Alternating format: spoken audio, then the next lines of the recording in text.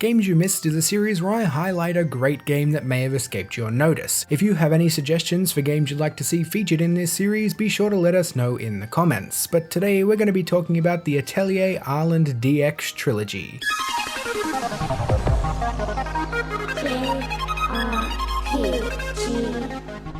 The Atelier Arland DX Trilogy was recently released on PC and the Nintendo Switch as both individual purchases and as a bundle. They were originally launched on the PS3 and later had ports to the Vita before making their way into the current gen.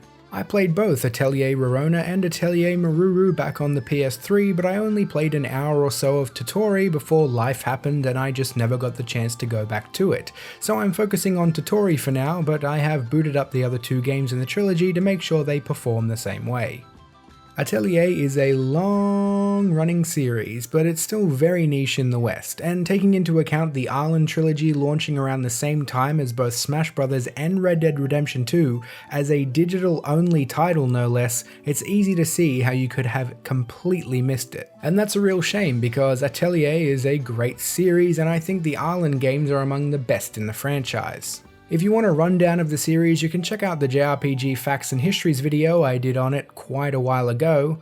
Man, I used to record in such a weird voice back then.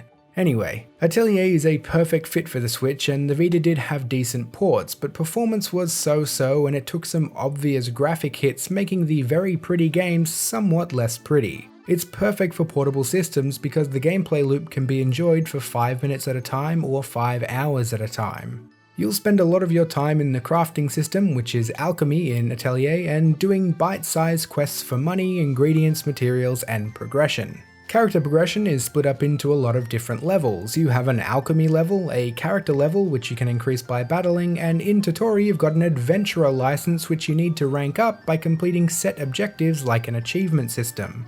So no matter what you do or for how long, you're always making progress. There is of course an overarching story that is interwoven quite well into the gameplay loop, and while I enjoy the overly adorable characters and shoujo vibe, it might not be for everyone, but I think the gameplay on its own is addictive enough for most people.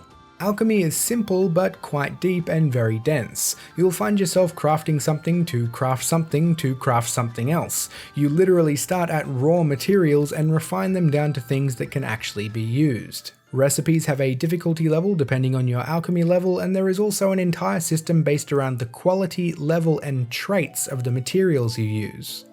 Battles are a quick and punchy turn-based affair, and it's yet another brilliant example of how a turn-based system can feel snappy and engaging without giving up that feeling of being able to sit back and relax.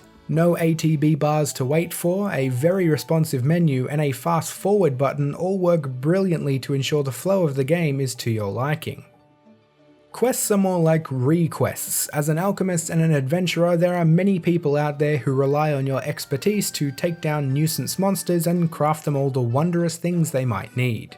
This is where some people get a little on edge because requests all have a deadline. They have to be delivered before a certain date. The time system is easy to manage and pretty forgiving though, really. A timer doesn't just tick down as you're standing around doing nothing, only crafting, battling, collecting materials and travelling on the world map progresses time forward, and before you confirm a travel route or an alchemy craft, it will tell you exactly how many days it'll move you forward.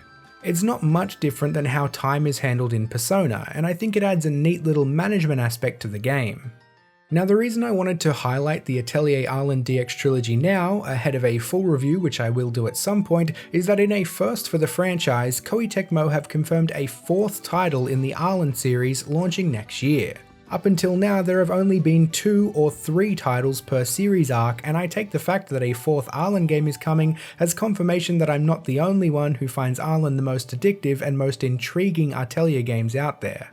There really is no better time to jump into the series, and it's easier than ever. The Arland DX Trilogy offers tremendous value, giving you potentially hundreds of hours of gameplay and replayability alongside the main stories of each game, which will run you about 30 hours each. And it's just bloody fantastic on the Switch. I love this console. Anyway, have you played an Atelier game before, or thinking of jumping into the series? Join the conversation in the comments. Thanks for liking, subscribing and sharing, and I'll see you all soon.